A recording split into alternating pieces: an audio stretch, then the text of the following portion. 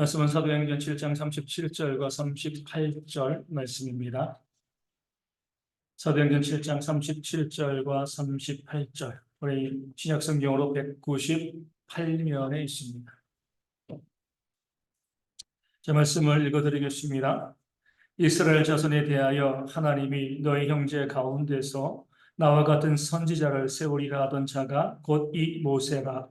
시내산에서 말하던 그 천사와 우리 조상들과 함께 광야 교회에 있었고 또 살아있는 말씀을 받아 우리에게 주던 자가 이 사람이라. 아멘.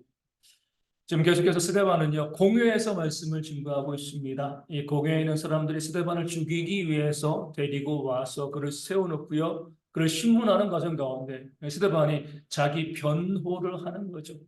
그러면서 이 설교를 시작하면서 아브라함으로 시작해가지고 요셉을 거쳐가지고 이제 모세까지 이르고 있습니다.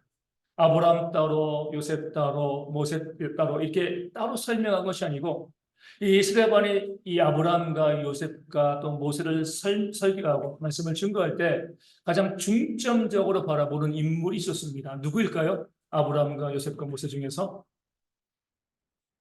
누가 가장 중심이 되었을까요? 성경에서 어떤 사람이 가장 중요한 인물인가, 어떤 상황에서 어떤 사람이 가장 중요하게 부각되는가 알기 위해서 가장 간단한 방법이 있습니다. 분량을 보는 거예요. 중요한 사람은 많이 나오고요. 중요하지 않은 사람은 적게 나오죠. 우리가 이제 요즘 아시안컵 하고 있는데 하이라이트 보면 어때요? 중요한 사람, 중요한 장면은 많이 나오지만 그러지 않는 사람은 잘 안 나오잖아요. 똑같습니다. 성경도요, 그 분량을 보면서 어떤 것에 성경이 관점을 두고 집중하고 있는가 이것을 볼 수가 있습니다. 아브라함은 몇 절 나와요? 2절부터 8절까지 7절 나옵니다. 요셉은요? 9절부터 16절까지 8절 나옵니다. 저런 사람이 나눈 거기 때문에 그러니까 아브라함보다 요셉이 조금 더 중요하네 이렇게 보기엔 좀 어려워요. 비슷합니다. 모세는 몇 절 나올까요? 17절부터 아직 읽지 않았지만 45절까지 무려 29절이 나옵니다. 확연히 차이가 나는 거죠. 이 분량을 통해서 우리는 지금 스데반이 모세를 중점적으로 증거하고 있다. 모세에 대한 말씀을 또 그들 가운데 설교하고 있다. 이 사실을 우리가 바라볼 수 있게 되어집니다. 어떻게 보면 아브라함과 요셉은요, 모세를 드러내기 위해서 배경으로 존재하는 그런 이 설교에서는요, 그런 인물임을 또 우리가 알 수가 있게 되어지는 거죠. 어떻게 보면 이 스데반이 이 공회에서 모세를 들어서 설교하는 것이 당연하죠. 왜요? 유대인들이 스데반을 정죄한 것이 뭐죠? 모세의 율법이죠. 모세와 모세의 율법으로 유대인들은요, 예수님을 십자가에 못 박아 죽였고요. 모세와 모세의 율법으로 교회를 핍박했습니다. 또 모세와 모세의 율법으로 지금 스데반을 죽이려고 하고 있습니다. 그 공회의 주제는 모세예요. 모세의 율법을 네가 지키지 아니하겠다. 그렇기 때문에 이 스데반도요, 그 모세의 율법을 가지고 이야기하는 자들 앞에서 모세에 대해서 중점적으로 설교하고 또 모세에 대한 말씀을 증거하고 있는 겁니다. 모세 때문에 자기가 죽게 되었으니까 이 스데반이요, 모세를 반대하는 그런 설교를 했을까요? 우리가 쭉 보시면 아는 것처럼 그렇지 않습니다. 그러니까 모세에 대해서 스데반이 굳이 반감을 가질 이유가 없는 거죠. 모세의 율법 때문에 공격당한다고 해가지고요. 그건 말씀을 잘못 적용하는 유대인들에게 있는 것이지 이 스데반이 모세에 대해서 부정적인 입장은 아니었습니다. 그러니까 모세에 대해서 좋은 이야기들, 성경에 나와 있는 바 그대로 모세에 대한 말씀을 이 스데반이 설교하고 증거하고 있습니다. 아마 유대인들은요, 이 스데반의 설교를 정말 즐겁게 들었을 겁니다. 아브라함도 이야기하죠. 또 요셉도 이야기하죠. 또 그들이 정말 사랑하고 좋아하는 모세에 대해서 길게 이야기하잖아요. 아마 유대인들은 스데반이 그 자리에서 예수만 이야기할 줄 알았을 겁니다. 예수를 믿어야 된다. 이렇게 이야기할 줄 알았는데 예수는 이야기하지 않고요. 그들이 섬기고 있는 구약의 조상들 아브라함, 요셉 그리고 그들이 너무나 사랑하는 모세를 이야기하니까 그 설교가 얼마나 그들의 귀에 즐겁게 다가왔겠습니까? 아마 이렇게 생각했을지도 몰라요. 이 스데반도 베드로처럼 변절하려나 보다. 베드로가 두려움 가운데 3번이나 주님을 모른다고 했잖아요. 그렇죠? 마찬가지로 우리가 공회에 불러 모아놓고 위협을 가하고 두렵게 하니까 이스드반이 쫄아가지고 예수를 배반하고 우리도 나도 모세의 율법을 따르겠습니다. 이렇게 마음을 바꿨나 보다. 아마 이렇게 생각했을 수도 있을 거예요. 정말 그런가요? 그게 아니죠. 왜 스데반이 모세에 대해서 그렇게 길게 말씀을 증거하고 있는가? 그 결론, 가장 중요한 내용이 오늘 본문 가운데 나와 있습니다.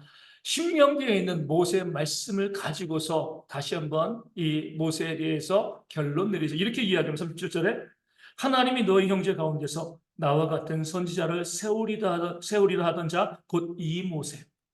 모세가 신명기 18장 15절에서 너희 형제 가운데 이스라엘 백성 가운데 하나님께서 나와 같은 선지자 하나를 세울 것이다 이렇게 말씀하였습니다.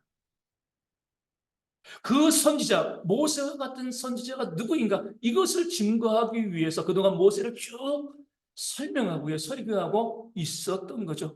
또 신명기 말씀 우리 34장 10절에서 12절 보면 또 재밌는 말씀이 있습니다. 그 후에는 이스라엘에 모세와 같은 선지자가 일어나지 못하였나니 모세는 여호와께서 대면하여 아시던 자요 여호와께서 그를 애굽 땅에 보내사 바로와 그의 모든 신하와 그의 온 땅에 모든 이적과 기사와 모든 큰 권능과 위엄을 행하게 하심에 온 이스라엘의 목전에서 그것을 행한 자이더라. 아멘. 말씀이 좀 이상하죠? 18장 신명기 같은 신명기인데 18장 15절에서는 모세가 하나님께서 나와 같은 선지자 한 사람을 세울 것이다 이렇게 말씀하셨습니다. 신명기 마지막 장 거의 마지막 부분에서는 그 후에는 모세와 같은 선지자가 일어나지 못하였다 이렇게 말씀하고 있습니다. 세우겠다고 하셨는데 그런 선지자가 없다는 거죠. 실제로 보면 이 구약 성경에 보면 모세와 같은 그런 선지자가 없었죠. 말씀에 나와 있는 것처럼 하나님과 대면하여 보고요. 그리고 이스라엘 백성을 구원해내고 하나님의 놀라운 기적과 표적을 행한 그런 선지자는요. 모세 이후에 존재하지 않았습니다. 물론 엘리야도 그러고 많은 선지자가 능력을 행했지만 모세와 같은 선지자는 아니었습니다. 그렇기 때문에 신명기 34장에 있는 것처럼 모세 이후에는요. 모세와 같은 선지자가 존재하지 않았습니다. 그 말씀이 맞는 거예요. 그러면 18장 15절에 오늘 말씀 37절에 있는 것처럼 나와 같은 선지자 이 선지자는 누구를 의미할까요? 시대가 바뀌어야죠. 그렇죠? 구약 시대에는요. 그런 모세와 같은 선지자가 세워질 수가 없습니다. 아무도 없는 거예요.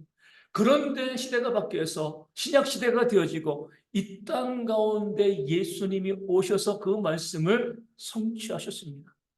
모세가 말씀한 바 나와 같은 선지자 한 사람은요. 바로 예수님을 지칭하고 알려주고 있는 거죠. 그렇기 때문에 구약에서는요. 그런 선지자가 존재하지 않는 겁니다.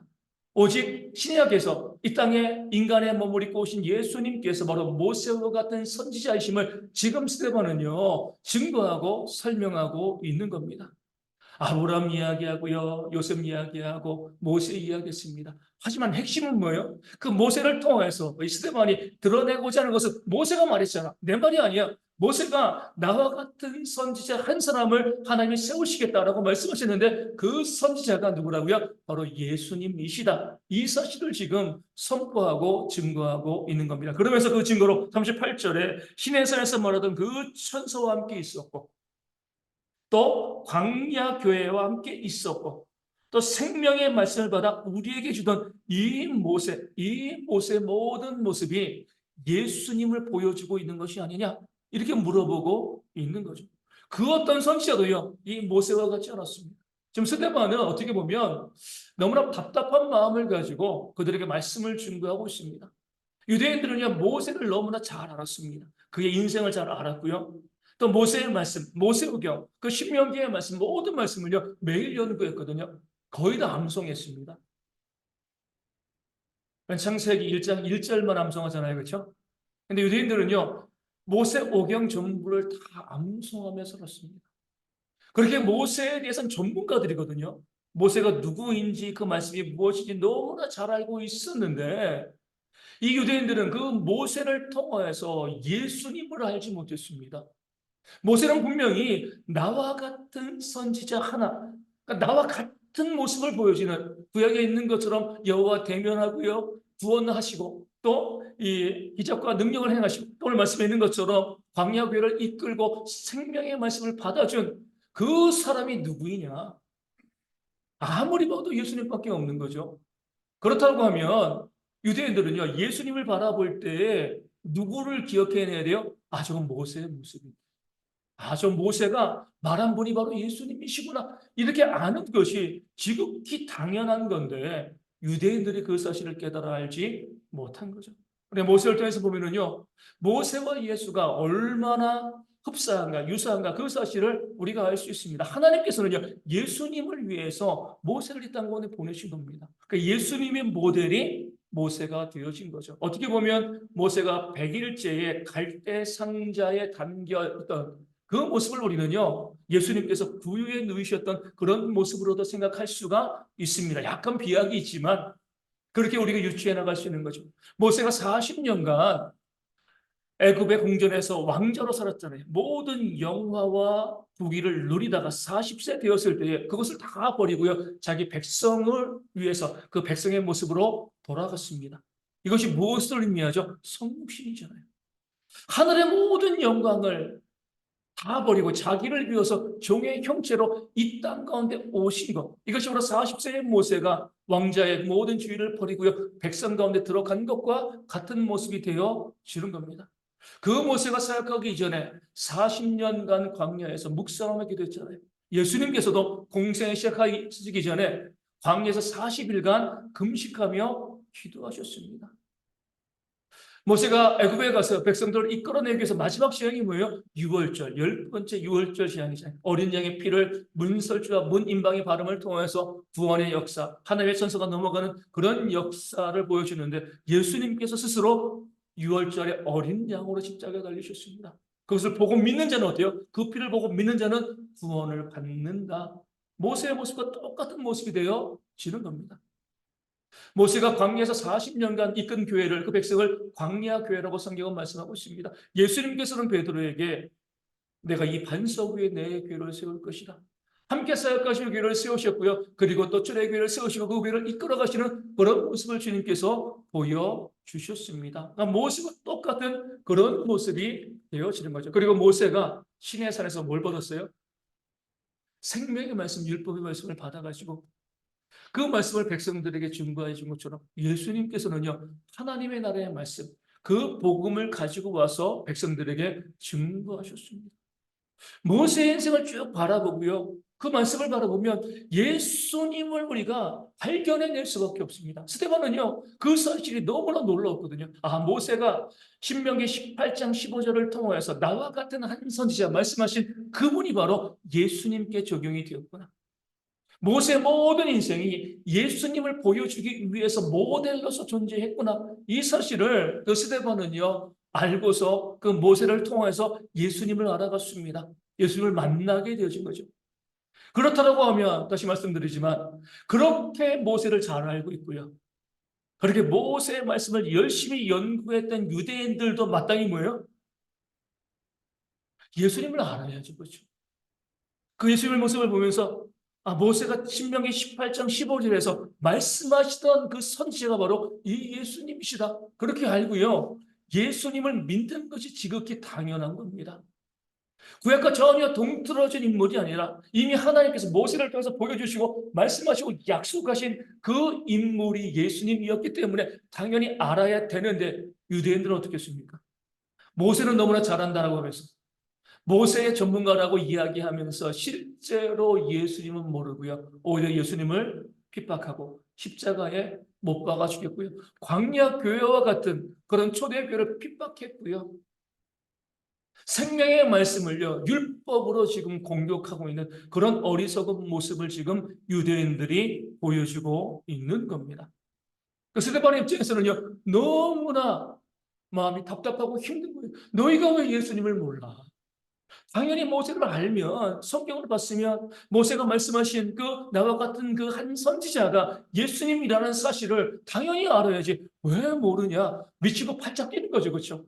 그런 마음으로 설교하고 있는 겁니다. 모세가 말씀한, 모세가 증거한 그 한 선지자가 바로 예수님이시다. 이 사실을 스데반은 증거하기 위해서 아브라함과 요셉과 길게 모세를 지금 설교하고 있는 겁니다. 결국 예수님을 증거하는 것이죠. 그렇게 스데반이 유대인들 앞에서 예수님을 너희가 알아라. 모세를 아는 자라고 하면, 율법을 아는 자라고 하면 예수님을 너희가 알아야 된다. 이렇게 이야기한 이유는요. 예수님을 모르면 어떻게 돼요? 어떻게 되죠? 호세아 선지자가 우리 가운데 말씀해 주고 있습니다. 호세아 선 이스라엘 백성들에 대해서 하나님을 아는 지식이 없다. 이렇게 말하고 있습니다. 참 웃긴 거죠? 이스라엘 백성들인데 태어나면서부터 모세오경 가지고요, 율법을 가지고 여호와 하나님의 이름을 불러가면서 살아왔던 사람들인데 그 이스라엘 백성들이 하나님을 아는 지식이 없다. 이렇게 이야기합니다. 그 다음 말이 중요하죠. 내 백성이 지식이 없으므로 뭐 한다고요? 망하는도다. 하나님을 알지 못하기 때문에, 하나님을 아는 지식이 없기 때문에 백성들이 망하는. 스데반이 바라본 건 이거죠. 모세를 통하여서 예수님을 알았으면 너희가 살 건데, 너의 삶에 하나님의 은혜와 복이 넘칠 건데, 너희가 모세를 알면서도, 모세를 안다고 하면서도 예수님을 몰랐기 때문에, 하나님을 아는 지식이 없었기 때문에 너희가 망하는 것이 아니냐? 너희가 교회를 핍박하고 나를 죽이려고 하는 것이 아니냐? 하나님을 아는 것이 흥망에, 흥하고 망하는 것에 결정적인 요인이 되어주면 성경은 말씀하고 있습니다. 호세아 선지자는 무엇이라고 이야기해요? 우리가 여호와를 알자, 힘써 여호와를 알자. 자기 백성이잖아요. 그 백성이 잘 되길 바라는 겁니다. 좋은 일들이, 그 은혜가 그 백성에게 넘치길 원하기 때문에 너희가 여호와를 알아, 힘써 여호와를 알아야지 우리가 살 수 있지 아니하겠는가, 이렇게 이야기하고 외치고 있는 겁니다. 스데반도 같은 마음인 거죠.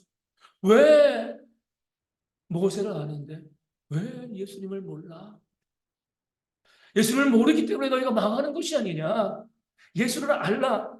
모세를 통해서 예수님을 알면 그 예수님으로 인하여서 너희가 살 수 있고 너희가 회복되어질 수 있다. 그런 간절한 마음을 담아서 지금 유대인들에게 예수를 알라 복음을 증거하고 있는 것입니다. 그 스데반이요, 2000년 뒤에 오늘날 이 시대에 와서 우리 대형교회와 이때에는 교회들을 바라보면 마음이 시원할까요? 답답할까요? 우리는 예수님을 알고 있습니까? 예수님이 누구신지 우리가 알고 있나요? 우리가 예수님이 누구이신지 알고 있으면 스데반의 마음은 정말 시원하고 상쾌할 것이지만 우리가 예수님이 누구인지 알지 못하면은요. 그 공회 가운데 답답한 마음으로 모세를 이야기한 그 스데반의 안타까움이 또한 오늘 이 시대 우리 교회와 이 땅의 교회들 가운데 있는 것이 아니겠습니까? 저도 모태신앙인이거든요. 엄마 뱃속에서부터 교회를 다녔습니다. 많은 분들이 수십 년 동안 교회를 다니고 있어요. 그렇기 때문에 우리는요, 저희 예수님 알고 있습니다. 예수님이 어떤 분인지 너무나 잘 알고 있어요.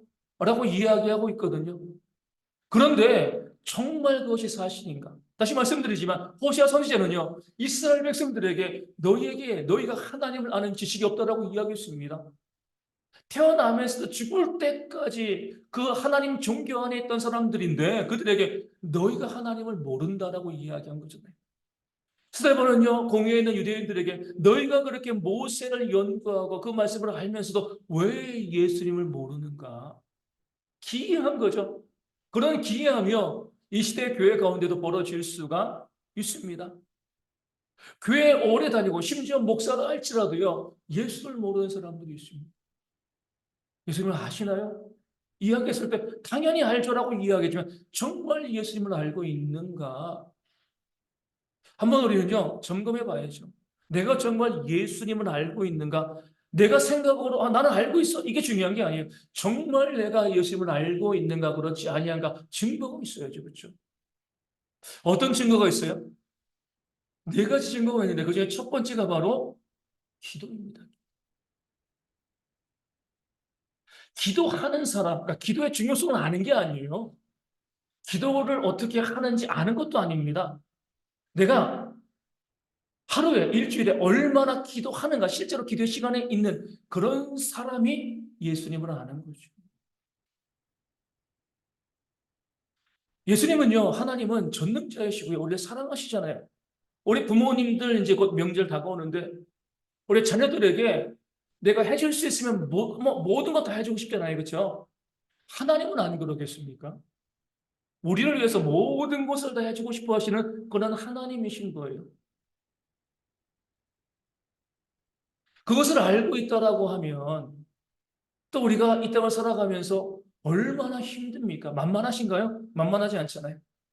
하루로 살아가는 게 정말 어렵거든요. 뭐 육신의 질병도 있고, 뭐 경제적인 문제도, 삶의 문제도 정말 어려운 것들이 우리 가운데 너무나 많이 있습니다. 내 힘으로 해결할 수 없는 문제들이 우리 가운데 정말 있는 거죠. 그런데 하나님은 어때요? 전능하시고 사랑이 풍성하신 그 하나님이 그럼 뭐 해야 돼요? 하나님을 알면 기도해야죠. 그렇죠? 당연하지 않겠습니까? 다윗의 고백을 우리가 잊으면 안 돼요. 전쟁은 여호와께 속한 것이니 모든 상황에 다 적용됩니다. 물질도 여호와께 속한 것이고요. 관계도 여호와께 속한 것이고 우리 질병도 여호와께 속한 것이고 다 하나님께 속한 것이에요. 내 힘으로 어쩔 수 없는데 우리는 어때요? 탄식만 하잖아요. 아, 돈이 없어서 건강이 안 좋아가지고 문제가 있어가지고 기도 안 해요. 기도. 왜 기도 안 해요? 하나님을 모르기 때문에 그래요. 여호수아가요 아말렉과 더불어서 싸울 때 모세가 뭐였습니까? 그 산 위에 올라가 가지고 두 손 들고 기도했죠. 하나님께서 우리 가운데 보여주시는 거 시각적으로 두 손 들고 기도할 땐 누가 이겨요? 여호수아의 군대 이스라엘 백성들이 팔 아파 가지고 내려놓으면 아말렉이 이기는 겁니다. 잘 보세요. 하나님의 백성이 싸워도요 기도하지 않으면 진다는 거예요. 내가 하나님 백성이니까 나 목사니까 당연히 승리할 수 있겠지. 그 착각이죠. 여호수아가 하나님의 말씀을 받아가지고요 백성들 끌고 아말렉과 싸워도요 기도하는 것이 없으면 지는 겁니다. 삶 위에서 기도할 때 승패가 결정되어지는 거잖아요. 하나님께서 우리 가운데 말씀하시는 겁니다. 내가 너희에게 그렇게 해줄게. 그 삶의 문제, 어려움과 아픔 가운데 너희가 놓여 있는데 너희 입으로 해결할 수 없잖아. 기도할 때 내가 듣고 응답하고 너희 가운데 역사해 줄게. 하나님께서 성경을 통해서 얼마나 많이 약속하고 계십니까? 문제는 기도하시나요? 지난 일주일 동안 몇 시간 기도하셨습니까?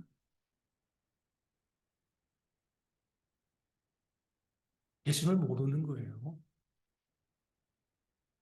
당연히 모르는 거죠. 그렇죠? 내가 돈이 필요해요. 은행에 가면 내가 대출 받을 수 있습니다. 알면 가겠어요? 안 가겠어요? 가겠죠. 그렇죠? 모르면은요? 하나님께서 우리 가운데 역사하시고 우리 가운데 임재하시고요. 우리가 부르짖고 기도할 때 우리 삶 가운데 개입하셔서 그 모든 문제 가운데 우리를 자유케 하신다, 회복케 하신다 약속하고 계시면 내가 정말 예수님을 아는 자라고 하면 기도해야죠. 그렇죠? 내가 지난 한 주간 내가 도대체 얼마나 기도했는가? 이게 내가 공회에서 스데반을 정죄하는 유대인인가? 아니면 내가 말씀을 증거하는 스데반인가? 이것을 가르는 겁니다. 다 내가 스데반인 것 같죠? 하지만 더 많은 유대인들이 있습니다. 예수님을 모르는 거예요. 다시 말씀드리지만 많은 분들이 기도를 알고 있습니다. 기도가 중요한 것도 알고 있고요. 기도를 어떻게 하는지도 알고 있어요. 하지만 기도 안 해요. 우리 아이들이요, 뭐 저도 이제 아이들을 키우지만 아이들이요, 공부의 중요성 다 압니다. 공부 안 하면요. 진짜 아는 게 아니죠, 그렇죠? 내가 알면 해야죠, 그렇죠? 아, 공부 중요해요, 공부해야 돼요. 근데 공부는 안 해요, 실질적으로. 기도가 똑같은 거거든요. 아, 기도 중요하죠. 하나님께서 기도하시면 내가 기도할 때 내 기도를 들으시고 응답하시고 역사하실 거예요. 근데 기도 안 해요. 그 스테반이 그런 우리를 보면 시원하겠습니까? 그렇게 오랫동안 교회 다니면서 그렇게 오랫동안 하나님 믿는다라고 하면서 저들은 예수를 모르 모세의 말씀을 보면서도 예수를 모르는 것처럼 오랫동안 종교 가운데 이 교회 가운데 머물러 있으면서도 예수를 모르는 자들. 그러면 어때요? 하나님 관한 지식이 없으면 그래서 망하는. 왜 망할까? 여러분 고민할 필요가 없습니다. 내가 하나님을 알지 못하니까 하나님을 아는 지식이 없으니까 망하는 거예요. 왜 아버지신 하나님께서 자녀인 우리 가운데 좋은 것을 주시지 않겠습니까?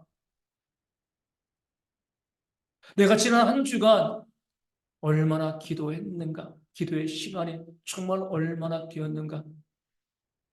뭐 제가 구체적으로 몇 시간 이야기할 수 없지만 그 시간이 양에 채워지지 않으면은요, 우리는요, 교회 다니고 믿음 생활해도 예수를 모르는 자들입니다. 두 번째 증거는요, 말씀 가운데 순종하는 거죠, 그렇죠? 하나님을 아는 사람들은요, 순종할 수밖에 없습니다. 왜요? 하나님께서는 신실하신 하나님이시기 때문에 약속을 안 지키지 않습니다. 반드시 지키는 그런 하나님이시잖아요. 그렇죠? 그럼 성경을 통해서 보면은요, 우리가 살 길이 다 열려 있어요. 가장 대표적인 말씀이 뭐죠? 너희는 먼저 그의 나라와 그의 의를 구하라. 그리하면 이 모든 것을 너희에게 더하시리라. 하나님이 약속하신 겁니다. 구도섭이 안 나요. 그렇죠? 반드시 약속한 그대로 우리 가운데 역사하십니다. 너희가 먼저 하나님의 나라와 의를 구해. 그러면 이 모든 것, 너의 삶에 필요한 모든 것들 내가 세워줄게. 하나님이 약속하셨어요. 그 하나님께서 약속하신 그대로 반드시 이루시는 하나님이심을 믿는다라고 하면은요, 우린 뭐 해야 돼요? 먼저 하나님의 나라와 의를 구해야죠. 네, 그렇습니까? 안 그렇잖아요. 하나님의 나라와 의는 전혀 상관없이 이 모든 것들 내가 조금이라도 더 얻기 위해서, 더 가지기 위해서 여기에만 우리가 모든 걸 쏟아붓고 있잖아요. 예수님을 모르는 겁니다. 하나님을 모르는 거예요. 그러면 망하는 거예요.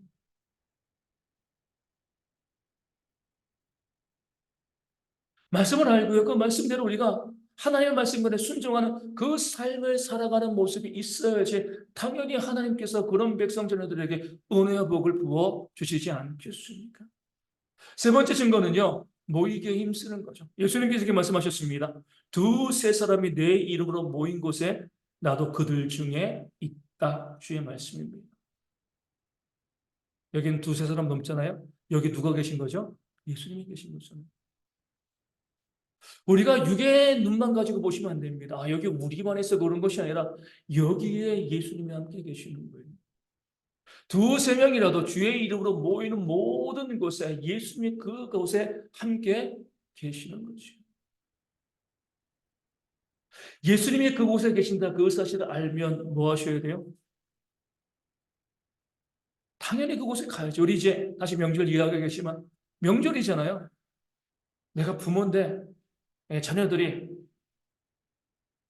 뭐 일 때문에 뭐 불가피한 것 때문에 못 오면 우리가 얼마든지 이해할 수 있는데 먹고 마시고 놀고 하느라고 명절에 부모도 찾아보지 않으면요. 그럼 어떻겠습니까? 자식도 아니죠. 그렇죠? 육신의 부모도 그럴진데 우리를 구원하신 그 주님께서 우리의 모임 가운데 계시다고 하는 거거든요. 그 사실을 알고 하나님을 알면은요. 그 모임에 와야 돼요, 안 와야 돼요? 만약에 제가 이제 우리 지난주에도 이제 소래산 등산을 갔는데 이런 생각을 해봤습니다. 만약에 오늘 밤 10시에 예수님께서 그 소래산 꼭대기에서 우리를 초청하신다. 그럼 어떻게 하시겠습니까? 내가 다리가 부러졌어요. 어떻게 해요? 전 기어서라도 올라갈 거예요. 예수님이 계시니까 당연하지 않겠습니까? 우리의 모임 가운데 우리만 있는 것이 아니잖아요. 누가 계신 거예요? 예수님이 계신 거예요. 예수님께서. 그런데 우리가 그렇게 하나님께 모이기를 우리가 힘쓰지 않는다면 예수님을 모르는 것이 그렇죠.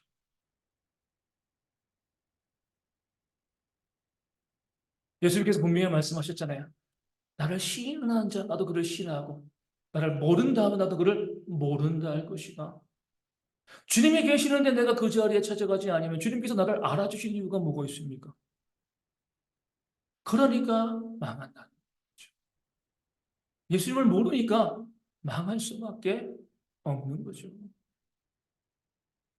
마지막으로 우리가 정말 예수님이 누구인지 안다라고 하면요. 내 옆에 있는 모든 사람들이 예수님이라는 고백을 할 수 있어요. 내 이웃을 내 자신과 같이 사랑하라. 지극히 작은 자 하나에게 한 것이고 나에게 한 것이다. 이렇게 주님께서 말씀하셨습니다. 그래서 이제 이 주찬이가 이주찬 형제가 뒤에 있지만 제가 우리 주찬 형제를 잘 섬겨야 돼요. 왜요? 그 안에 예수님이 계시니까. 그 자신이 뭐 외적인 모습이 아니라 그 안에 예수님이 계시기 때문에 내가 그의 발도 씻어줄 수 있고요. 그를 숨기는 거예요.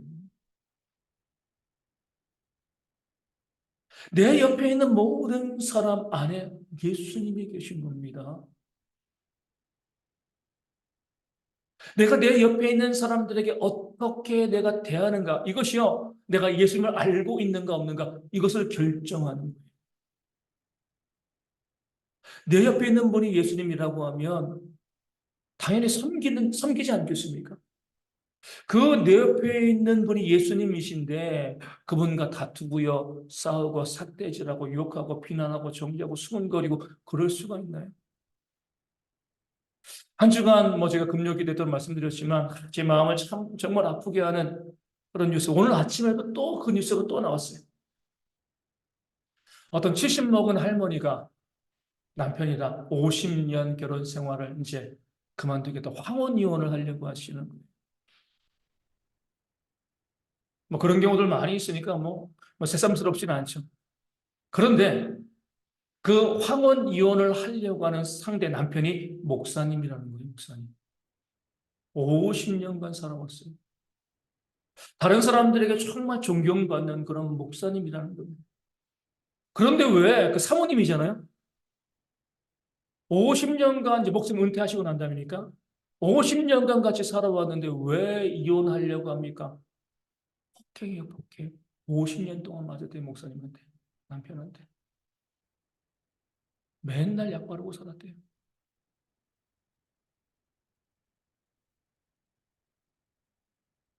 그 목회자가 남편이 목사의 위치에 있을 때 또 자식들이 그러니까 자기가 꺼내지 못한 거죠.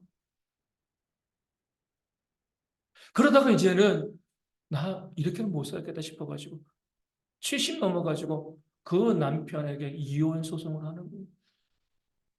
50년간 맞았다는 거, 50년간. 하루도 약 바르지 않고 지나가는 날이 없었다는 거죠. 폭행과 폭언들. 제가 뭐 하나님이 아니기 때문에 뭐 이렇게 이야기하는 것이 정말 큰 문제일 수 있지만 그 목사님 구원받았겠습니까? 50년간 누굴 때린 거예요? 예수님을 때린 거예요.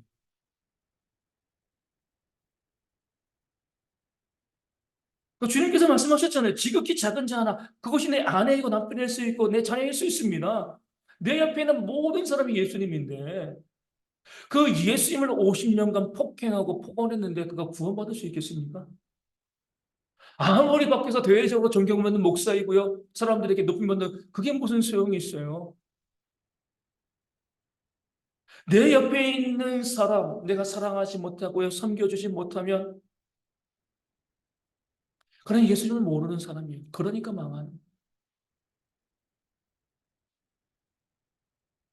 저는 교회 가운데서 제가 목회를 쭉 해나가면서 계속해서 이제 그런 게 있어요.